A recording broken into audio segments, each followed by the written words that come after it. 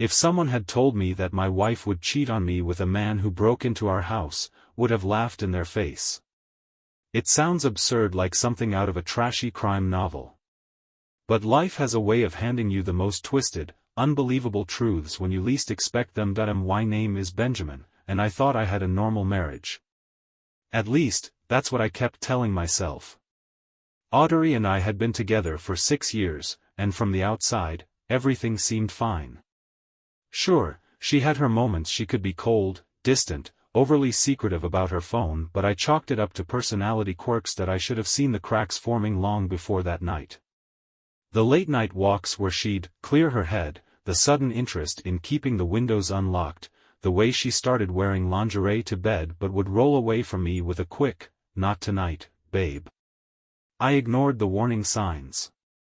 I trusted her, and that's exactly why I never saw it coming. The night I found out, I had been working late. A storm was rolling in, and I remember feeling guilty about leaving Audrie alone at home. I had even thought about calling her, telling her I'd pick up dinner, maybe surprise her with flowers. Instead, I walked into a nightmare, because when I stepped into my house that night, I wasn't greeted by my wife watching TV, or reading in bed, or even asleep. No, what I found was much worse, and once I saw it, there was no going back. I came home late that night, the rain drizzling against my windshield as I pulled into the driveway. The house was dark except for a single light in the living room, nothing unusual. But as I stepped out of the car, something felt off. The front door was unlocked. Audrie never left the door unlocked. She was the kind of woman who triple-checked the locks before bed, who made me get up at night if she thought she heard something. That I hesitated before stepping inside, my pulse picking up just a little. "Audrie?" I called out, shutting the door behind me. No response. The living room was empty. The kitchen, too. Everything was exactly as I had left it that morning, except for one thing: the back door was slightly open, the wind pushing it just enough to make a quiet creak. My stomach tightened. Had she forgotten to lock it? Or had someone else been here? Then, from upstairs, I heard it. A low murmur. A man's voice. I froze. For a second, my brain refused to process what I had just heard. I wasn't paranoid. There was definitely a voice upstairs. It wasn't the TV, and it wasn't a phone call. It was real. I took a slow step toward the staircase, moving as quietly as I could. The voice was followed by something even worse: soft laughter. Audrie's laughter. My grip tightened on the wooden banister as I climbed the steps, my heart pounding harder with every creak of the floor. The voices got clearer. My bedroom door was cracked open just an inch, but it was enough to see inside, enough to see her. She was sitting on the edge of the bed, dressed in nothing but her silk robe, the one she used to wear for me. But she wasn't alone. A man stood in front of her, shirtless, damp from the rain. His hands rested on her shoulders, his lips curled in a smirk. I recognized him instantly, not from our social circles, not from work. No, I recognized him from the wanted posters around town: Clifford Bennett. The burglar who had been breaking into homes in the area for months. The same man my wife had casually mentioned during dinner one night, laughing about how some idiot had been sneaking into people's houses and getting away with it. Only now, I realized why she had known so much about him, because he wasn't just a criminal breaking into homes. He was breaking into my marriage, and I had just walked into their secret. I stood frozen in the doorway, my breath shallow, my pulse hammering so hard I could hear it in my ears. The scene in front of me felt unreal, like my brain refused to accept what my eyes were seeing. Audrie. In our bedroom. With him. Clifford Bennett, the low-life burglar who had been terrorizing the neighborhood, was standing half-dressed in front of my wife like he belonged there. Like this wasn't just some accident or mistake. Like it had been happening for a long time. I must have made some kind of noise because Audrie's head snapped toward the door. Her eyes went wide, but not in fear, not in shame. In annoyance. "Benjamin," she said, exhaling sharply, like I was the problem here. "What are you doing home so early?" I couldn't speak. I couldn't move. My hands trembled at my sides as I tried to process the sheer insanity of her reaction. What was I doing home early? That's what she had to say. Not sorry, not I can explain, not even this isn't what it looks like, just irritation that I had ruined her moment with a criminal. Clifford turned then, his smirk never fading, his posture relaxed, as if I had just walked in on two friends chatting instead of the most disgusting betrayal of my life. "Ah," he said casually, as if recognizing me from my wedding photos. "You must be the husband." I clenched my fists. My entire body burned with anger, disgust, disbelief, but before I could say a word, Audrie stood up, tying her robe loosely around herself. "Look, Benjamin," she said, her voice infuriatingly calm, let's not make this a big deal, okay?" A big deal. She had just been in bed with a wanted criminal, and she was telling me not to make a big deal out of it. That I took a step forward, every muscle in my body screaming at me to knock Clifford's smug face into the floor. But he just chuckled, stretching his arms like he had nowhere else to be. "You've got a good wife, Benny," he said, his voice dripping with amusement. "She's real generous. Let me in when I needed a place to stay. Opened the door wide for me." Audrey shot him a glare, but I barely registered it. My hands were shaking now, my entire body vibrating with rage. "How long?" I asked, my voice low. Audrey rolled her eyes. "Oh, don't be dramatic. How long?" She hesitated, just for a second. "That's when I knew it had been going on far longer than I could stomach. Couple of months," she said with a shrug, like she was admitting to sneaking extra sugar in her coffee, "not committing adultery with a burglar." I let out a slow breath, my vision blurring with pure fury. "So, what?" I asked, my voice shaking. "You just decided that instead of calling the cops on a criminal breaking into our neighborhood, you'd what? Invite him in? Sleep with him? Risk everything for this?" Audrey scoffed, crossing her arms. "I helped him, Benjamin. He needed a place to lay low. You wouldn't understand." My jaw clenched so hard I thought my teeth might crack. I turned to Clifford. "What? You break into houses and women's beds, too?" He just smirked. "I only take what's offered." Audrey's face burned, but she didn't deny it. She didn't deny any of it. That I felt something inside me snap. Not just anger. Not just betrayal. But something deeper, something final. This wasn't just some mistake. It wasn't just infidelity. It was who she was, and I was done being blind to it. I don't remember making the conscious decision to move. One moment, I was frozen in the doorway, my mind barely processing the sheer insanity of the situation. The next, I was stepping forward, my fists clenched so tightly my knuckles ached. Clifford didn't flinch. He just stood there, smirking, like a man who had no reason to fear consequences.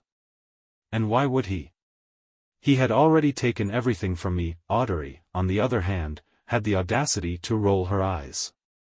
"Oh, come on, Benjamin. Don't be dramatic." Dramatic, that was the word she chose while her lover the burglar stood half-naked in our bedroom. I forced myself to breathe, to think. Violence wasn't the answer.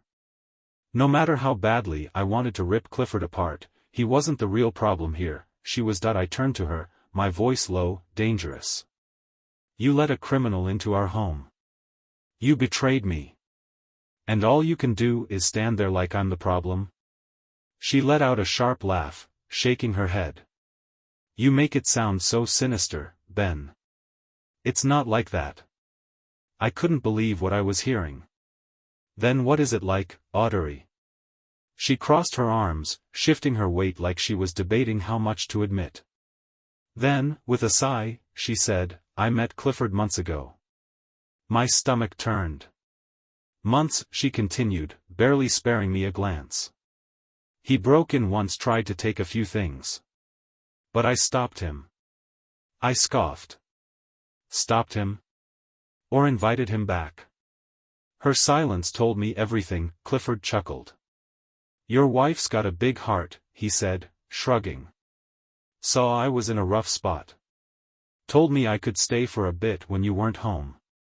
Real welcoming woman you got here." I turned back to Audrey, my voice cold. "So that's what this was?" Some twisted charity project? She sighed, as if I was the one exhausting her. It wasn't supposed to be anything more, she said. But then, well, things just happened. I laughed sharp, humorless. Things just happened? Don't act like our marriage was perfect, she shot back. You were always working late. Always distracted. You stopped making me feel wanted. My blood boiled. So your solution was to sleep with a criminal? Her lips pressed together, and for the first time, I saw a flicker of something guilt. No, not guilt. Frustration. Like she was angry at me for calling her out that I shook my head. You're unbelievable. She took a step closer, her voice softer now. Ben, listen. I never wanted you to find out like this. I scoffed. Oh, that's what you regret? Getting caught? Before she could answer, Clifford stretched lazily, like he was bored of the conversation. Look, man, if you're gonna leave, leave. No point standing here getting all worked up. I turned to him, my anger flaring hotter than before. You have no idea what you just destroyed. He shrugged. Not my fault your wife had a thing for danger. That did it. I stepped toward him, my entire body tensed, but before I could do anything, Audrie stepped in front of me. Ben, don't, she said quickly, her hands on my chest. It's not worth it. I stared at her, stunned. She wasn't defending me, she was defending him. That was when I knew she wasn't sorry. Not really, she had already chosen her side, and it wasn't mine. That I let out a slow breath, my heart pounding in my chest. Then I took a step back, my decision suddenly crystal clear. I'm done, I said, my voice steady. You can have him. You can have this. But you'll never have me again. Audrey's face paled. Ben, I turned, walking out of the bedroom, out of the house, out of the mess she had created, and I didn't look back. That I drove for hours that night, the city lights blurring past me as I tried to process what had just happened. My wife hadn't just cheated. She had welcomed a burglar into our home, into our bed, into the life we had built together. And worse? She hadn't even seemed sorry. The betrayal sat heavy in my chest, an anchor pulling me deeper into the realization that everything I thought I knew about my marriage had been a lie. That I pulled into an empty parking lot outside a 24-hour diner, gripping the steering wheel so hard my fingers ached. I wasn't ready to go home, not that I even had a home anymore. That house? It belonged to them now. That my phone buzzed in the cup holder. I didn't have to look to know who it was. Audrie, Ben, please come back. We need to talk. Audrie, I didn't want it to happen like this. Audrie, I still love you. I laughed bitterly. Love? That wasn't love. If it had been, she wouldn't have let Clifford into our house. She wouldn't have lied to my face over and over again. Another buzz. This time, a voicemail. That I hesitated before pressing play. Ben, please. Just come home. We'll figure this out, okay? I know you're hurt, but we don't have to throw everything away over one mistake. One mistake. That my grip tightened on the phone. One mistake is forgetting an anniversary. One mistake is saying something hurtful in an argument. This was deliberate. She had chosen Clifford, had let him in while I was out working, providing, trusting her. And now, she wanted to talk. I deleted the voicemail without responding. That I didn't go to work the next day. Instead, I spent the morning in a daze, sitting in a cheap motel room, replaying every moment in my head. The excuses. The lies. The sheer audacity of Audrie standing in front of me, protecting him, and yet, part of me still wanted answers. Not closure, because closure doesn't come from people like Audrie, but understanding. I needed to know how far this had gone. So I did something I hadn't done before. That I went through her social media, not the posts. The captions were always carefully curated lies. No, I checked the comments. The likes. The people she interacted with when she thought I wasn't looking, and that's when I found him. Clifford wasn't just some criminal who had wandered into our lives, that he had been watching us for a long time. Old posts of ours, vacations, dinners, even random selfies had likes from an account I had never noticed before. A simple username, no profile picture, but when I clicked on it, I saw the same man who had smirked at me in my own bedroom, and the worst part, some of those likes dated back over a year. This wasn't random. This wasn't just a fling. She had been entertaining him, maybe even planning this, long before I ever knew his name. My stomach twisted as realization settled in. This wasn't just cheating, this was premeditated, and suddenly, I knew exactly what I had to do next. That I sat there, staring at the screen, my pulse hammering in my ears. Over a year. Clifford hadn't just been some random burglar who stumbled into my wife's bed. He had been lurking in our lives for months, maybe longer, and Audrie, she had let him. The thought made my stomach churn. While I had been living my life, believing we were just another married couple navigating the ups and downs, she had been flirting with a criminal behind my back. That I exhaled slowly, forcing myself to think that I wasn't going to let this slide, that I wasn't just some fool who would take his bags and walk away while they played house in the home I paid for. If Audrie wanted to betray me like this, she was going to deal with the consequences. That I needed leverage. Proof.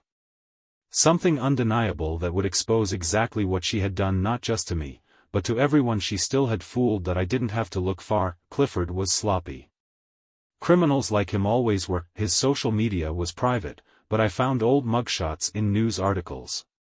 Arrest records.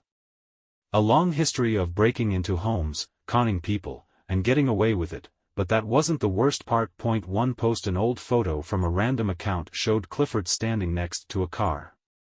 My car. Parked in my driveway. The timestamp? 9 months ago. My blood ran cold. He had been coming to my house for nearly a year, probably while I was at work, maybe even while I was asleep in the next room, and Audrie had been letting him. That was all I needed. That I didn't text Audrie back.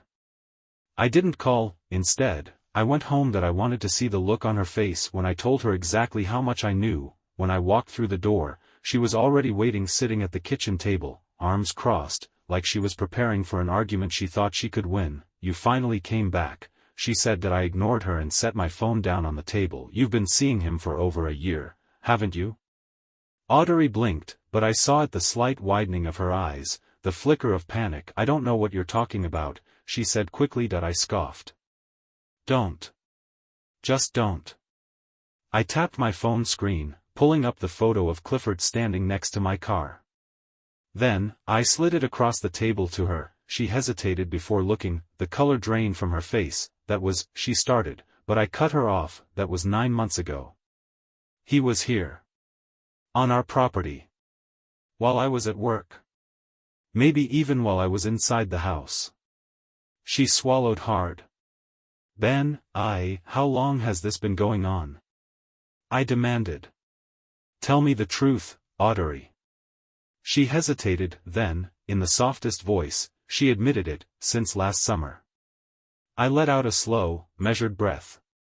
So all this time, while I was trusting you, while I was working, while I was thinking we had problems we could fix, you were sneaking around with a career criminal?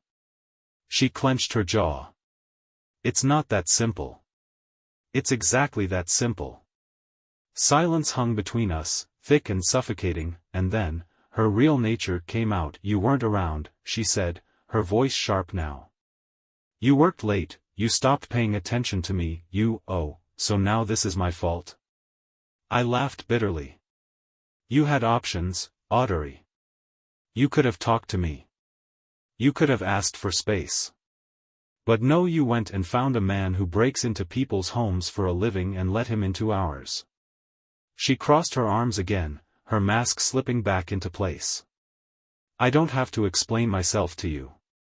That was it.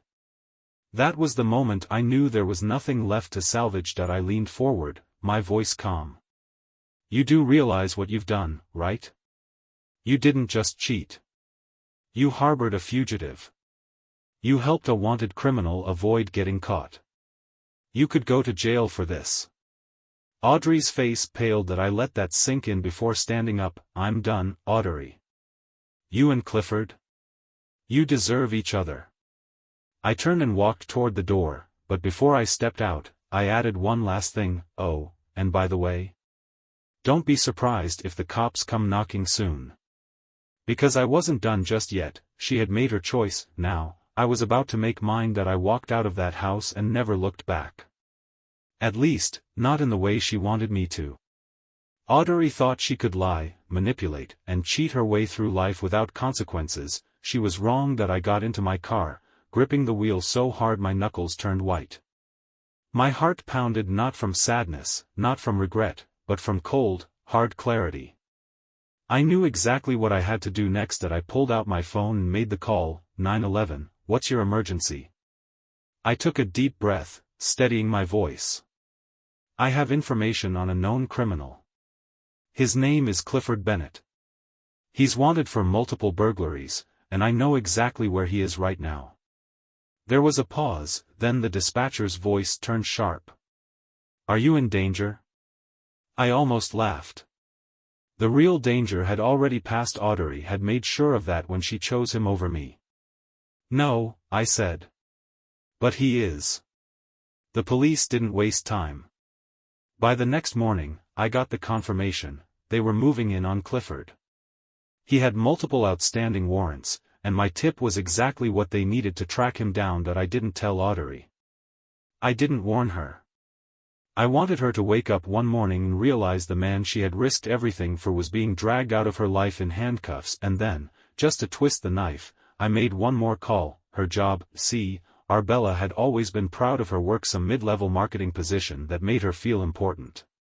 But companies don't like their employees being associated with criminal activity. A simple anonymous tip about her involvement with a wanted man? That was enough to make HR take a second look. The next time I saw Audrie, it wasn't by choice. She showed up outside my new apartment because, yes, I had already started the divorce process, and no, she wasn't getting a single thing from me. I opened the door just enough to see her, arms crossed, face pale, dark circles under her eyes. You turned him in, she said, her voice shaking. I leaned against the doorframe. That a problem? She glared. You ruined his life. I laughed, cold and sharp. Oh, so now you care about consequences? She inhaled sharply, like she was about to argue, but then, something cracked in her expression. I lost my job, Ben. I tilted my head, pretending to think. Guess they don't want someone who sleeps with burglars representing their company. Shocking. She hated that I wasn't reacting the way she wanted. I wasn't yelling, I wasn't pleading, I was just done. You're acting like I'm the villain here, she said finally. I stared at her for a long moment. You are. And then I shut the door in her face. I expected more calls, more texts, more desperate attempts to manipulate me. But she must have finally realized something. I wasn't playing her games anymore. A week later, Clifford was officially in police custody. Audrie had lost everything: her lover, her job, her reputation.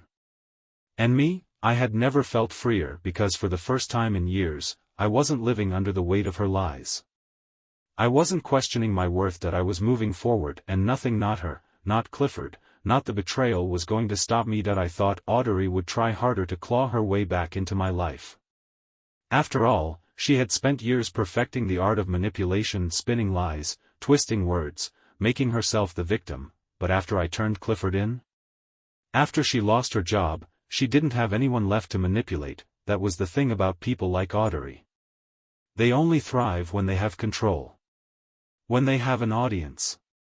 And when I slammed that door in her face, I had taken everything from her. I kept tabs on Clifford's arrest, not because I cared, but because I wanted to make sure that this ended with him behind bars where he belonged.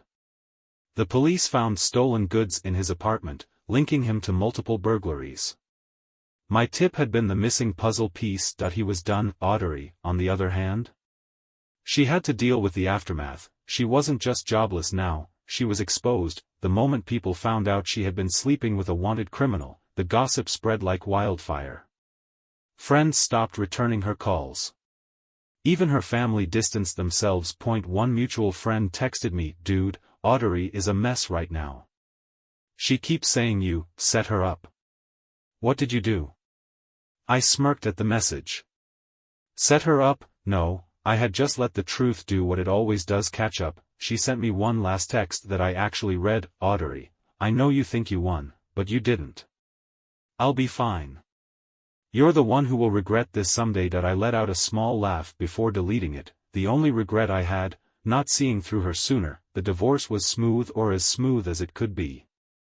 She tried to fight for more, but there wasn't much left to fight over. She had nothing that I had. Everything I needed: my freedom, my sanity, and my dignity. I focused on work. On myself. I even started seeing an old friend, someone I hadn't been allowed to spend time with because Audrie had always been jealous. Turns out, she had been projecting all along. One night, I found myself walking my usual route through the city, feeling lighter than I had in years. The air was crisp, the streets were alive, and for the first time in a long time, I wasn't drowning in the weight of a failing marriage. I stopped at a coffee shop, got my usual order, and sat by the window, just watching the world move. And for the first time since this nightmare began, I felt something real. Peace. Audrie and Clifford were nothing but a bad memory now. A cautionary tale.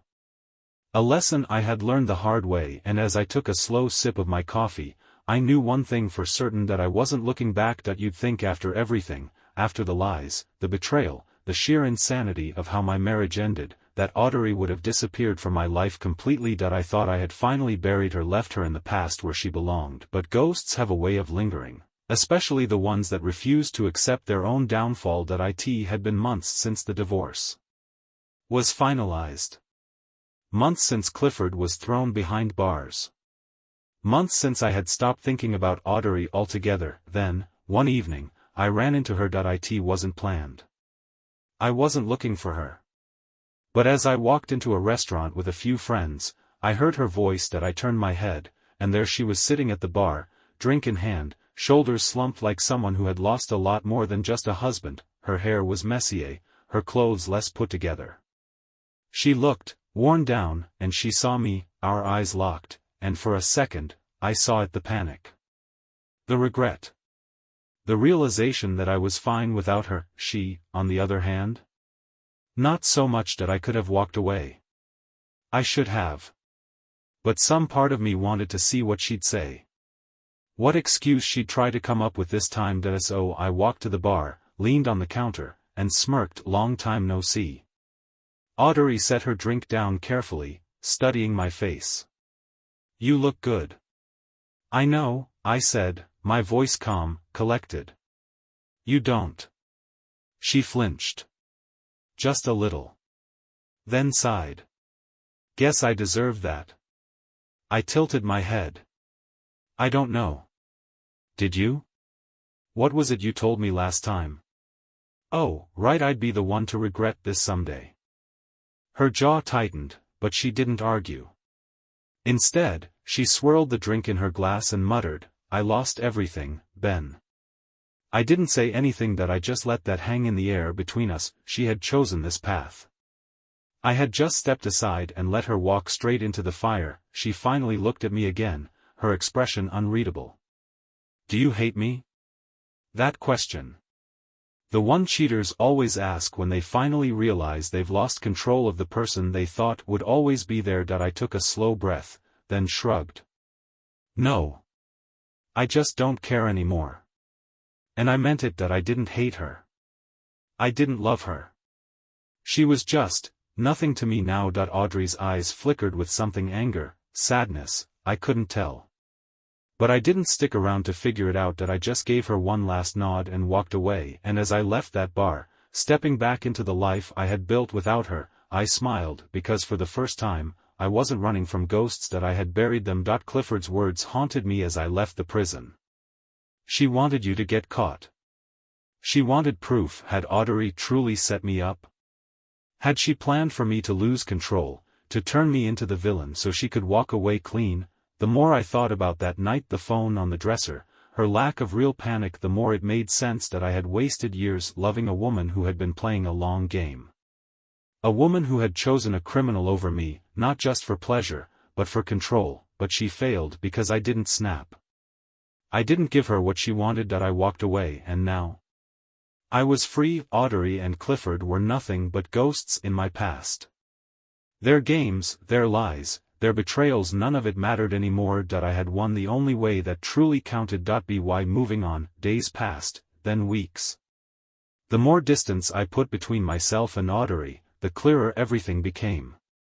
I wasn't angry anymore. I wasn't even hurt. I was just done. She had spent years manipulating me, twisting reality, making herself the victim. But in the end, all she did was lose. Clifford was in prison. Audrie had no job, no reputation, no safety net. The people who once surrounded her had vanished the moment they saw her for who she really was, and me, I was thriving. I had moved into a new place, my place where I wasn't walking through rooms filled with ghosts. I went out more, spent time with real friends, started living for myself again. One day, I got a text from an unknown number. "I miss you." I didn't need to ask who it was. I stared at the message for a second, then did the only thing left to do, delete. Audrie was part of a life I had outgrown, and I wasn't going back. Deleting Audrie's message wasn't just about ignoring her. It was about erasing the last shred of control she thought she had over me. She had already taken enough, my trust, my time, my peace, and I refused to give her another second. But even after I deleted the text, I found myself sitting there, staring at my phone. Not because I wanted to respond. Not because I missed her. But because I finally realized something crystal clear. Audrie had expected me to come back, even after everything, after Clifford, after the lies, after her attempt to set me up. She thought I'd still be waiting in the shadows, waiting for her to reach out, waiting for her to pull me back in. But she was wrong. I wasn't that man anymore. I sat on my balcony that night, staring at the city lights, and let myself reflect, not on her, but on me. For years, I had built my life around Audrie. Around our marriage. Around the idea that we were partners, that we were in this together.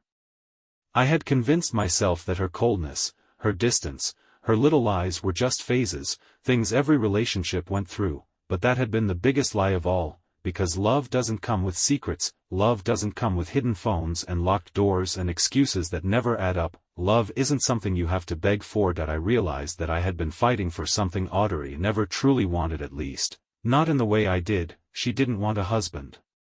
She wanted control, and when she lost that control, when I walked away without the reaction she had hoped for, she started to crumble. I wasn't thinking about her anymore. And no more what ifs. No more wondering if I could have done something different. No more looking back. I had spent too long trying to save something that was already dead. Now, I wasn't holding on to anything. I was finally free, and that felt better than anything Audrie could have ever offered me. Waking up the next morning, something felt different. Lighter. It wasn't just that I had deleted Audrie's message, it was that, for the first time, I felt nothing for her. No anger. No regret.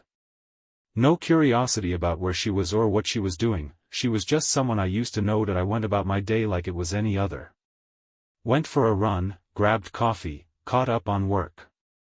But something in the back of my mind kept replaying everything I had been through. The moment I found out, the moment I walked away, the moment I chose myself over her games. And the more I thought about it, the more I realized how close I had come to losing myself in her lies. That if I had reacted differently that night, if I had let my anger take control, if I had done what she wanted and snapped in front of that recording, she would have won. I would have been the villain in her story.